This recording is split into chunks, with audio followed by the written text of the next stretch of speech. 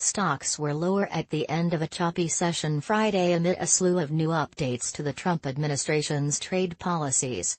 The SP 500, GSPC, was down 0.58%, or 16.8 points, as of market close, with the materials sector leading declines.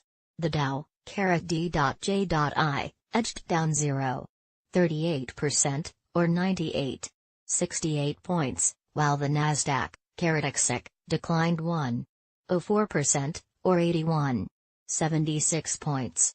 Early Friday, the White House announced that the Trump administration was delaying an imposition of tariffs on imported cars and auto parts by 6 months. The outcome was widely expected after reports that Trump was set to unveil the delay were first brought to light earlier this week. Later Friday afternoon, Trump said that he had reached a deal to remove steel and aluminum tariffs on Canada and Mexico.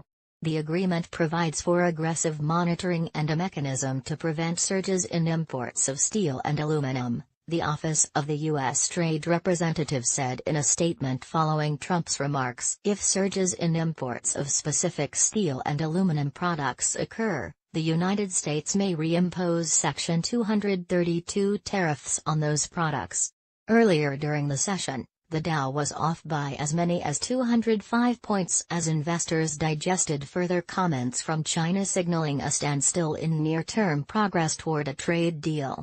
China's Ministry of Commerce spokesman said Thursday that he did not have information about U.S. officials returning to Beijing for further trade talks, and suggested several of China's major concerns around tariff removal and purchasing targets would need to be addressed before an agreement could be reached, according to Bloomberg News.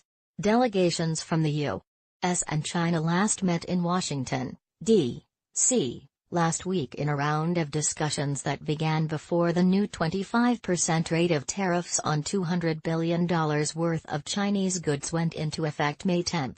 Separately, China's government said it is studying the impact of higher U.S. tariffs on the Chinese economy and intends to implement responsive measures when necessary, Meng Wei, National Development and Reform Commission spokeswoman said, according to Bloomberg News. These could include stimulus measures proportional to the impact of the raised tariffs.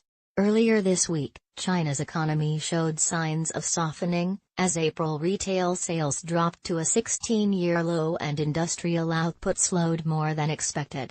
Meanwhile, a recent crackdown on one of China's top technology companies has further driven a wedge between the two countries.